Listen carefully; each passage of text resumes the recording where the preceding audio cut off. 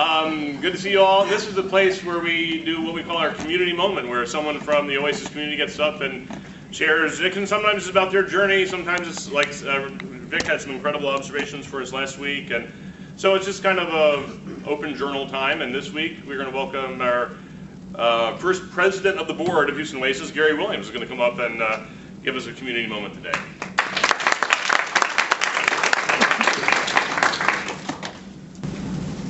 Thank you, Mike.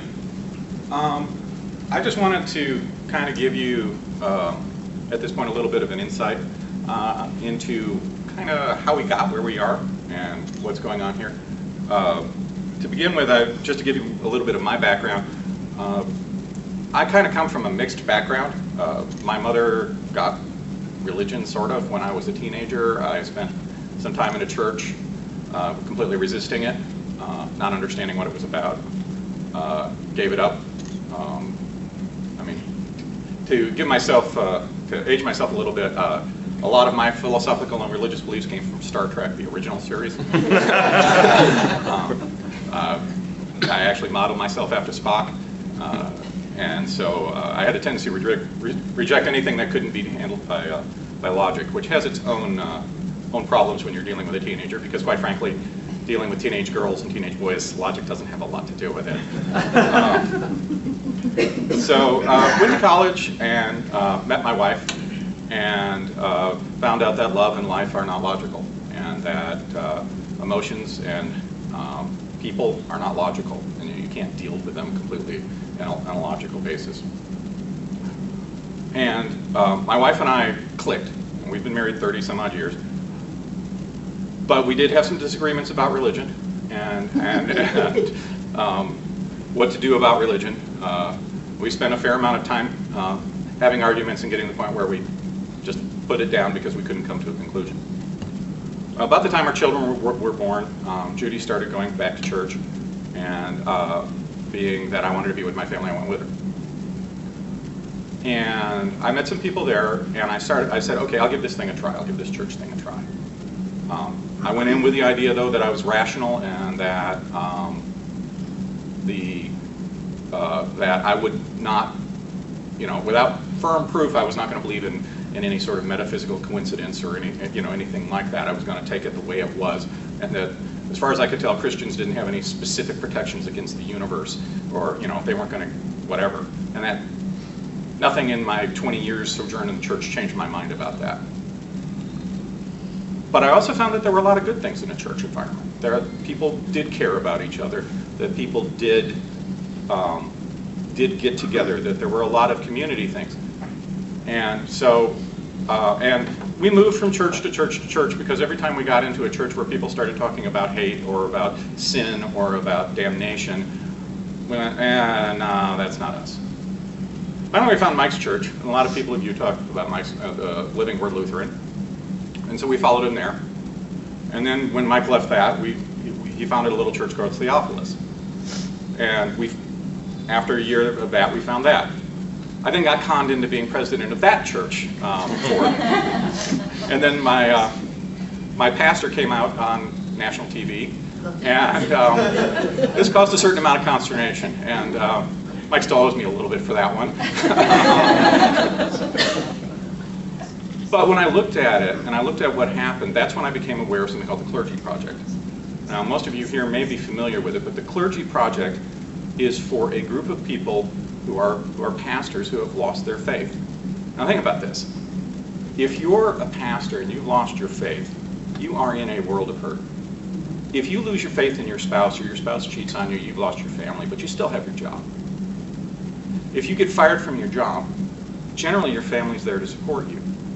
But if you lose your faith as a pastor, you often lose both. You lose all of the friends you had, you lose all of the community you had, you lose everything. And that just seems wrong to me. That particular thing just looked at me, and I said, these people need help. We need somewhere those people can go. Also, pastors, as a class, are good people. I mean, they may have some ideas that I don't necessarily agree with, but they're out there trying to help people. They're trying, most of the time, the theology is not what it's about. I mean, how often do people actually go into church and discuss theology? They discuss what other people are wearing, who's gotten married, who's having babies, all that sort of stuff. Nobody's sitting about asking about the Trinity or whether transubstantiation is real. So it seemed to me that there's a resource there that's not that needed that could be used, and that we were throwing away for no good reason, quite frankly. My logic kicked in, and I said, okay, there's got to be a way to fix this. So at that time, I circled back with Mike, and we started talking about it, and what Mike wanted to do next, what we wanted to do next. And we came up with this idea of, well, okay, how about we have a church without the theology? How about we build something? Will it work? I don't know. This is an experiment. I mean, this is still an experiment in my mind. It seems to be working. I mean, I'm very impressed by the number of people and type of people we've got here.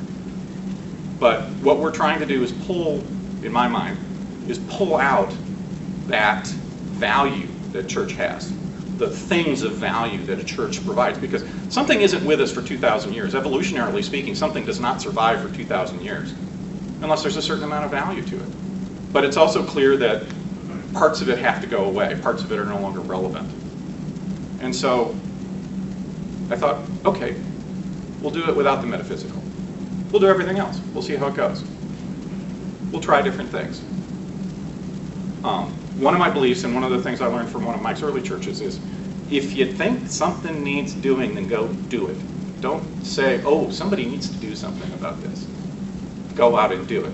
One of the things that I would like to build into this community is if you think something needs to be happening, I don't remember the name, but somebody's saying, hey, we need a 12-step group. Okay, let's build a 12-step group. We need to do care for the elderly, let's do care for the elderly. If we need a vacation, whatever it is, school, then let's build that. Let's try it. If it doesn't work, okay. It's an experiment, but that's the scientific method, right? You try it, you make a hypothesis, you try it, and you learn from it. That's what we're trying to do here. When I look at my beliefs, my statement is on Sundays I'm an atheist, on Monday I'm an agnostic, on Tuesday I'm a theist, and every other Thursday I'm a Buddhist. I'm all over the map. I don't believe that any two people have the same faith. I mean, regardless of whether you go in church and profess a faith, profess a creed, or whatever, everybody's on a journey, and you're never in the same river twice. We're always moving along. So I wanted a place where people can come and know that wherever they are today, even if it's not the same as they were yesterday, you don't have to feel guilty about it. If you want to believe in God today, fine. If you want to not believe in God today, tomorrow, fine.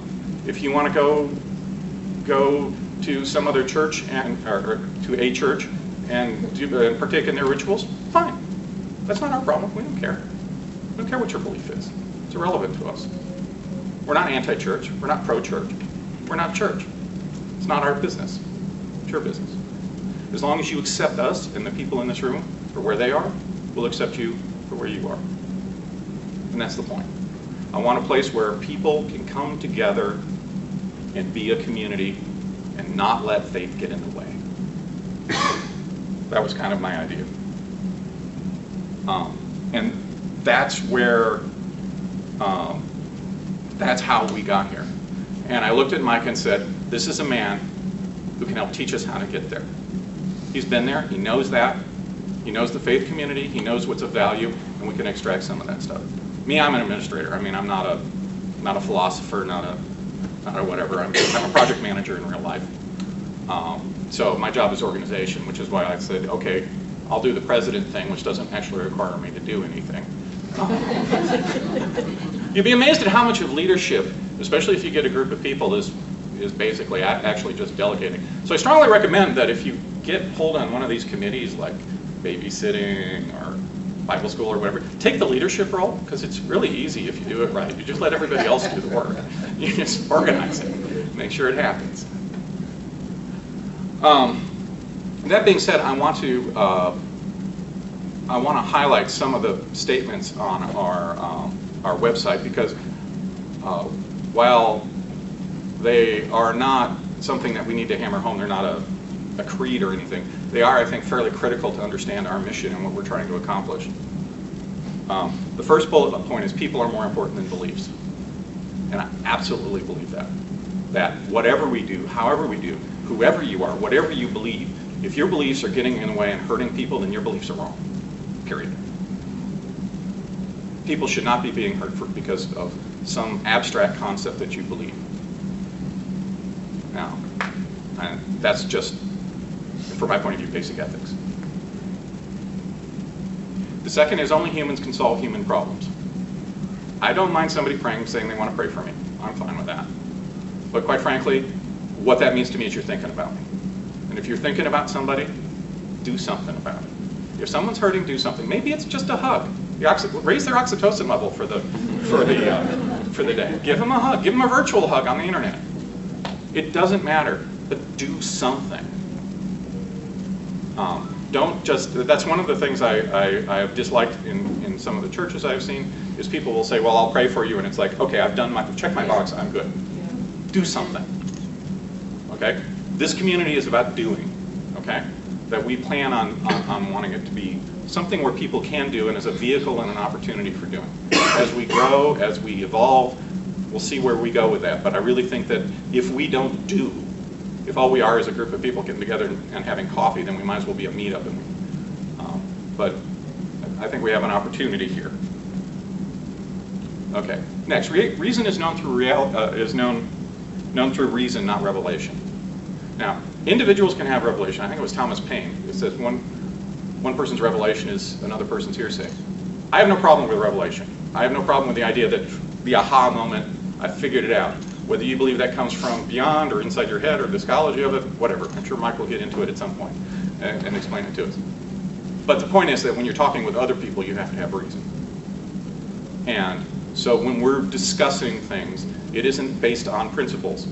It's based on reason. And I'm not interested in anybody's theology, whether it's capitalism, socialism, Christianity, Buddhism, or whatever. When we're talking about the problem, we use reason and we try and understand each other. Because in that communication and that understanding, we get to the things that are important to us. And that's how we're going to try and resolve things here. I want to make sure that we understand that. Meaning comes from making a difference. That's a big deal to me too. If you're going to have meaning in your life, it isn't about, oh, have I done this thing or whatever. It means I've made a difference in somebody else's life. My brother, I have a sister who's very religious, and I have a brother who's very non-religious. But my brother is that we're a wave. We go through the world, and we make waves in the world. And how we make differences with those waves determines the value and meaning of our life. 1,000 years from now, almost nobody, virtually nobody in this room will be remembered. That's just a fact of life. How many people know? How many people who lived 1,000 years ago does anybody know the name of? 10, 100, 1,000 of the millions of people who live then? But their waves, their meaning still moves up through us. And our meaning moves forward through that. So if you want to give your life meaning, it isn't about an afterlife, it isn't about whatever, it's about making a difference today. It's about doing things. And again, this doing things in a group is much more powerful than doing things as an individual. This part of this group is to give you the ability and a place to have meaning, to make meaning in your life, without having to worry about metaphysical or somebody threatening you or whatever. It's your choice, whatever you do. There's no threats, no fear. It's about love and oxytocin. And everybody should be accepted wherever they are, as long as they accept us. And this is one of those things. The only thing that's intolerable is intolerance. I will not, as president of this organization, the only thing I will not tolerate is someone coming down on somebody for where they are. For somebody coming down on an atheist for not believing, or on a Christian for believing. That isn't what we're about. It isn't about hurting people. It isn't about labels. It's about accepting everyone where they are and understanding that everyone is different.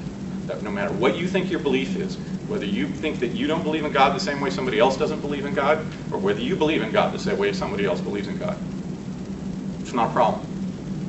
It's about accepting that person as a unique, distinct, diverse, interesting individual. And everybody in this room is interesting, unique, and distinct, and worth caring about. And if I carry over one thing from the Christian stuff I learned in the 20 years I spent in the church, it's that people matter, and that everybody is worth caring about.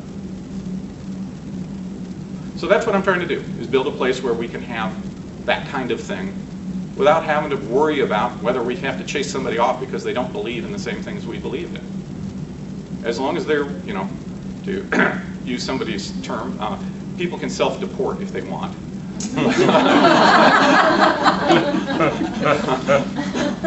But I do not want to chase anybody off, not unless they're actively trying to hurt somebody else.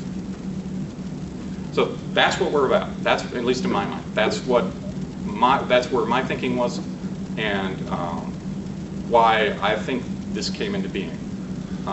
Other people may disagree, and that's fine. I would expect there to be a lot of diversity of opinion on that. But I appreciate the opportunity to come and talk to you guys. I appreciate the opportunity to come here every Sunday and be with a group of people who have interesting things to say and interesting beliefs.